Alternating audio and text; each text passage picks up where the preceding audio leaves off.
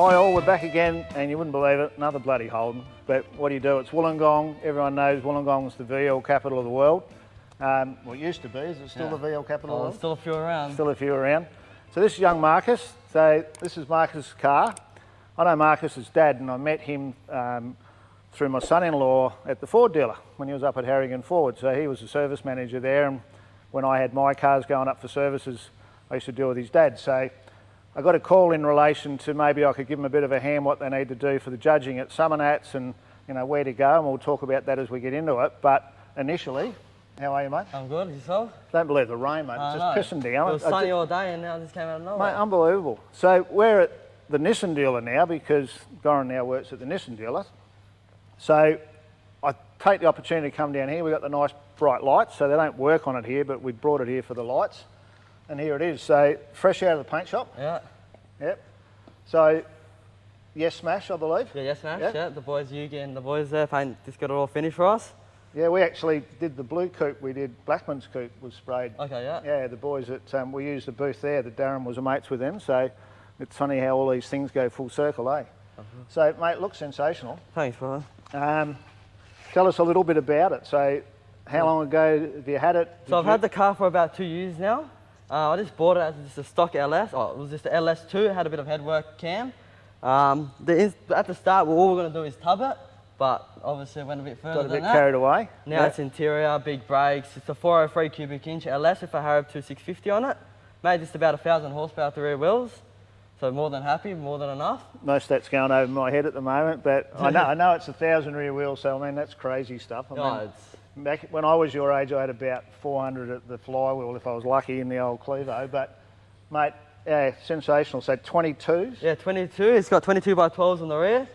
So it's pretty... 8.5s, I think you said on the front. 8.5 on the front, yeah. Yeah, pretty awesome. It's got 8 caliper pistons at the front and 6 on the back, so pretty big. It's all good. All right, well, we're going to actually stick it on a hoist and have a look at a few things so I can give these guys a bit of guidance about what we're doing. So which one are you going to stick it on, mate? Where are you going to go? That's right here, we'll do. All right.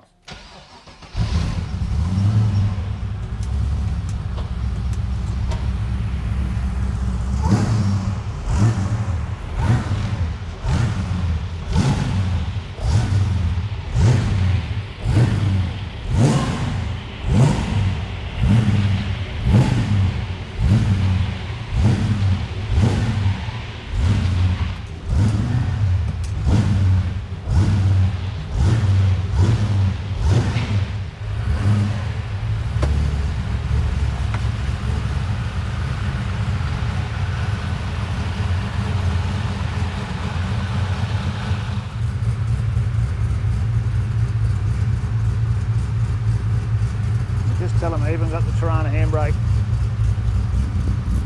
It's all about the little details, isn't it, at the end of the day?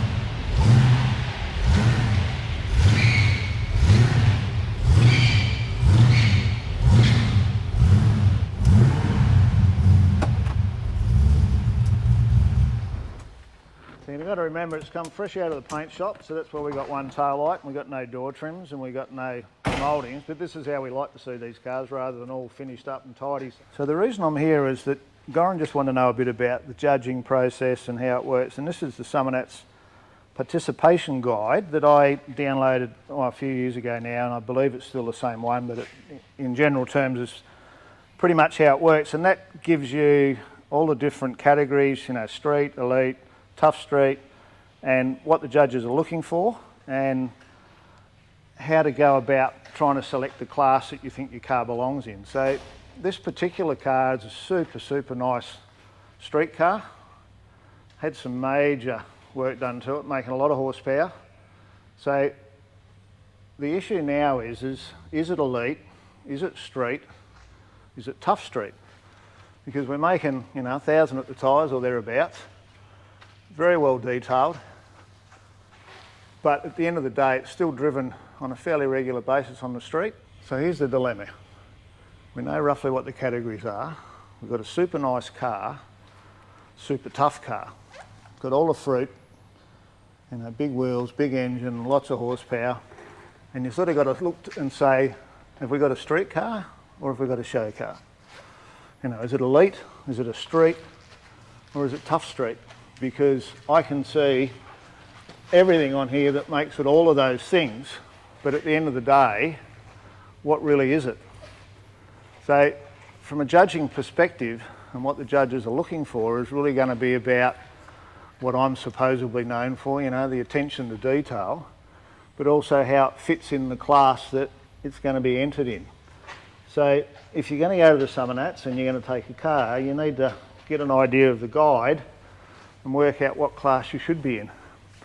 And it really is a problem for all of us, especially if you build a car and then at a later date decide you want to try and show it somewhere and not sure where it's going to fit. So my aim today is just to come and give these guys a bit of a hand, hopefully be able to help them to make some decisions about what their plans will be. Right, so this is a father and son team obviously. So Goran, tell me a bit how this started. Is this you living your dream through the boy or just something else going on? I was in Summernats 9.5. I had my own hatchback Tirana. That won best performance street car at the Nats. Marcus always liked VLs, so he ended up buying himself a VL. He left school in year 8 and he became a first year apprentice of motor mechanic. Okay, that's cool. Yeah, so... So he working with you now? He's working with me now. He was working in Wollongong, like at my other franchise with Jaguar Land Rover, but he's moved to where I am now. So a bit of prestige, Marcus, eh?